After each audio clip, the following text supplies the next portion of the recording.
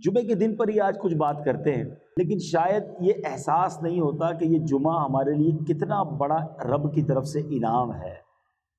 جمعہ جو ہے وہ سید الایام ہے، تمام دنوں کا سردار ہے۔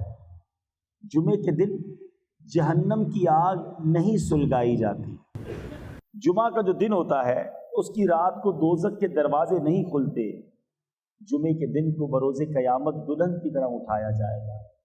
جو مسلمان جمعے کے روز انتقال کر جائے وہ شہید کا رتبہ پاتا ہے اور عذاب قبر سے محفوظ رہتا ہے۔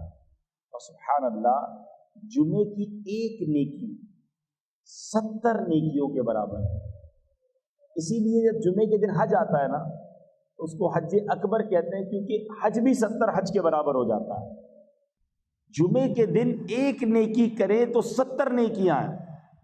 اب آپ بتائیے کہ مثال کے طور پہ کسی نے ذہن بنایا ہوا ہے کہ میں منڈے والے دن، پیر والے دن کسی مریض کی عیادت کرنے جاؤں گا، ٹیوزڈے کو میں نے فلاں غریب کی مدد کرنی ہے، تو منڈے، ٹیوزڈے، سنڈے کو جو کام کرنے 2-3 دن پہلے کر لیں اور جمعے والے دن کریں تاکہ 70 ٹائمز ملٹیپلائی ہو جائے۔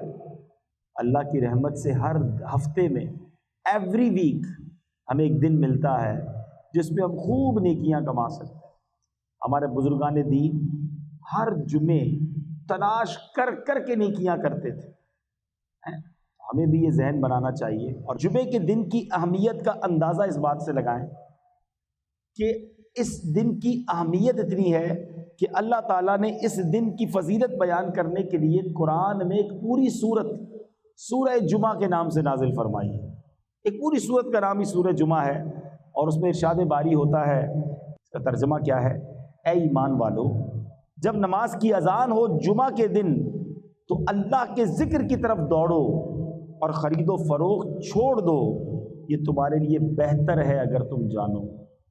تو جمعہ کے لیے سب سے اہم کام نماز جمعہ ہے کہ حدیث پاک کا مضمون ہے کہ جمعہ کے دن جو سب سے پہلے آتے ہیں وہ ایسے ہیں جیسے جنہوں نے اللہ کی راہ میں اونٹ صدقہ کیا ہو۔ یعنی آپ سوچیں کہ ہر جمعے اونٹ قربان کرنا آسان تو نہیں ہے، لیکن ہر جمعے آپ اونٹ صدقہ کرنے کا ثواب کما سکتے ہیں، جو سب سے پہلے آتے ہیں۔ اس کے بعد آنے والے ایسا ہے جیسا اس نے گائے صدقہ کی ہو۔ اس کے بعد آنے والا ایسا ہے، نبی پاک فرماتے جیسے بکری صدقہ کی ہو۔ اس کے بعد آنے والا ایسا ہے جیسے مرغی صدقہ کی ہو۔ اس کے بعد آنے والا ایسا ہے جیسے انڈا صدقہ کیا ہو۔ یعنی ثواب کم ہوتا جائے گا۔ تو ہمیں کیا کرنا چاہیے کہ کام کاج چھوڑ کر اہتمام کے ساتھ جمعے کے دن جلدی مسجد میں آ جائیں۔ اور ماشاءاللہ سے ایک اور فائدہ یہ بھی ہوگا کہ جو بیان ہو رہا ہوگا وہ بھی سننے کو ملے گا۔ تو جمعے کے دن کی تیاری ہونی چاہیے۔ اچھا، اسی طرح جمعے کے دن جہاں نیکیاں 70 بار ملٹیپلائی ہو جاتی ہیں نا، اور یہ اللہ کی شان ہے کہ اس دن کا مرتبہ بہت بڑا ہے، تو پھر گناہ بھی ملٹیپلائی بائی 70 ہو جاتا ہے۔ جمعے کے دن گناہ سے بچنا ہے، عام دنوں میں بھی بچنا ہے مگر جمعے کے دن زیادہ بچنا ہے۔ تو جمعے کے دن بالکل آپ نے اپنے آپ کو گناہ سے بچائے رکھنا ہے کہ کہیں ایسا نہ ہو کہ عبادت تو نہ کر سکے اور الٹا گناہ گار ہو جائیں۔ اب جمعے کے دن کرنے والے کام کیا ہے؟ احادیث میں یہ مضمون ملتا ہے کہ جو جمعے کے دن عمامہ پہنتے ہیں، جمعے کے دن عمامہ پہننے والوں پر اللہ کے فرشتے درود بھیجتے ہیں۔ جمعے کے دن ناخن کاٹے جائیں تو تنگ دستی دور ہوتی ہے، روزی میں برکت ہوتی ہے، یہ سنت بھی ہے۔ یاد رہے کہ ناخن 40 دن سے زیادہ نہیں بڑھنے چاہیے، اور جمعے کو کاٹیں تو انشاءاللہ اس سے تنگ دستی دور ہوگی، روزی میں برکت ہوگی انشاءاللہ۔ تو آج جمعے کے خطبے پر بھی کچھ بات کی جائے۔ جمعہ کے خطبے میں ہم ایک اعلان بار بار سنتے ہیں، بچپن سے جمعے کا خطبہ ہم سن رہے ہیں، کئیوں کو تو یاد بھی ہو گیا ہوگا، مگر اس کا ترجمہ بھی تو کبھی پڑھ لیں کہ امام صاحب ہر جمعے خطبہ دیتے ہیں، اس میں کہتے کیا ہیں، فرماتے کیا ہیں، سناتے کیا ہیں۔ سنو اس کا مطلب کیا ہے۔ الا لا ایمان لمن لا محبت لا، سن لو اس کا ایمان نہیں ہے جس کے دل میں نبی پاک کی محبت نہیں ہے۔ عشق رسول کے بغیر ایمان کمپلیٹ نہیں ہے۔ محمد کی محبت دین حق کی شرط اول ہے، اسی میں ہو اگر خامی تو سب کچھ نامکمل ہے۔ تو محبت رسول یہ ہمارے ایمان کی جان ہے، مگر اب سوال یہ ہے کہ محبت ہونی کتنی چاہیے؟ محبت تو بہت ساروں سے ہوتی ہے، ماں باپ سے بھی ہوتی ہے، بھائی بہنوں سے بھی ہوتی ہے، بچوں سے بھی ہوتی ہے، بچوں کی امی سے ہوتی ہے، دوستوں سے ہوتی ہے، کاروبار سے ہوتی ہے، تو پیارے آقا سے بھی ہوگی؟ نہیں جناب، کتنی ہونی چاہیے یہ بھی نبی پاک نے خود بیان کیا۔ بخاری شریف کی حدیث ہے، میرے آقا فرماتے ہیں لا یؤمن احدکم حتی اکون احب الیہ من والدہ وولدہ والناس اجمعین۔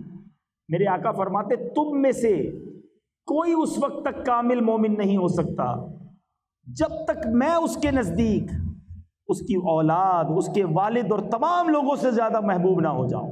سب سے زیادہ نبی پاک سے محبت کرنی ہے، اور یہ ایمان کا تقاضا ہے۔ تم میں سے کوئی اس وقت تک کامل مومن نہیں ہو سکتا۔ لیکن اب سوال یہ ہے کہ ہم ہو سکتا ہے سارے لوگ کہیں کہ بھائی ہمیں بھی سب نبی پاک سے سب سے زیادہ محبت ہے۔ اگر یہ بات آپ کہتے ہیں، یہ دعویٰ آپ کرتے ہیں، تو دلیل ہے کہ نہیں؟ کیونکہ صرف زبانی کہنے سے تو نہیں ہوگا نا۔ اگر واقعی کسی کو نبی پاک سے سب چیزوں سے زیادہ محبت ہے تو پھر پیارے آقا کی سنتوں پر عمل کہاں ہے؟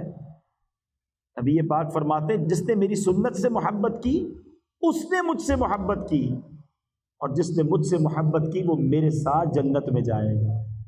تو سنت کی اہمیت کتنی زیادہ ہے۔ اب اپنے بارے میں ہم سارے چیک کریں۔ ایک طرف تو ہمارا دعویٰ یہ ہے کہ نبی پاک پر ہماری جانیں قربان، ہم پیارے آقا کے بڑے عاشق ہیں، تو یہ عشق رسول نظر کیوں نہیں آتا؟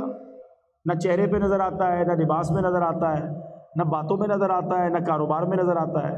کیا نبی پاک کا عاشق جھوٹ بول سکتا ہے؟ کیا نبی پاک کا امتی کسی کو دھوکہ دے سکتا ہے؟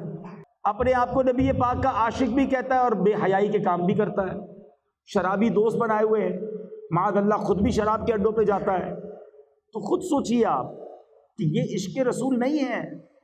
عشق رسول یہ ہے کہ مجھے بتانا نہ پڑے میں مسلمان ہوں، میں نبی پاک کا امتی ہوں، مجھے دیکھ کر پتہ چل جائے کہ یہ کس کا غلام جا رہا ہے، ہمیں دیکھ کر پتہ چل جائے کہ یہ کس کا امتی ہے، یہ کس کا غلام ہے۔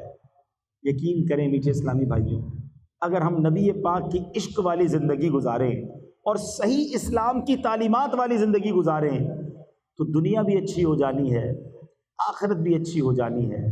آج مسلمان کہلانے والے کو قرآن پڑھنا نہیں آتا، نبی پاک کا امتی تو کہلاتا ہے، مگر آقا کے قلب اطہر پر جو قرآن نازل ہوا، اور یاد رہے پیارے آقا پر کہ بہت سارے معجزات ہیں، مگر جس معجزے کو اعظم المعجزات کہا گیا وہ قرآن مجید فرقان حمید ہے، مگر قرآن پڑھنا بہت بڑی تعداد میں مسلمانوں کو نہیں آتا، کھولتے بھی نہیں ہیں قرآن۔ میں آپ سے اگر سوال کروں تو کئی سافٹ ویئر ہم روزانہ کئی بار آن لائن کرتے ہیں، اور میں یہ پوچھوں کہ بتائیں قرآن کب کھولا تھا؟ جواب آئے گا پچھلے رمضانوں میں۔ ہم قرآن سے کتنا دور ہو گئے۔ اور ایک سچ بات بتاؤں، جب قبر میں جائیں گے نا، یہ سارے سافٹ ویئر آف لائن ہو جائیں گے، قرآن قبر میں بھی آن لائن ہو جائے گا۔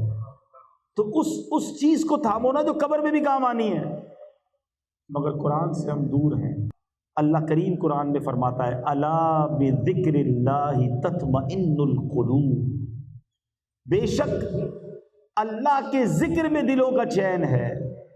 شراب پینے میں چین نہیں ہے، بے حیائی اور بدکاریوں میں سکون نہیں ملے گا، فلموں ڈراموں گانوں باجوں میں سکون نہیں ملے گا۔ اگر واقعی قلبی سکون چاہیے تو وہ اللہ کے ذکر میں ملے گا، اللہ کی یاد میں ملے گا۔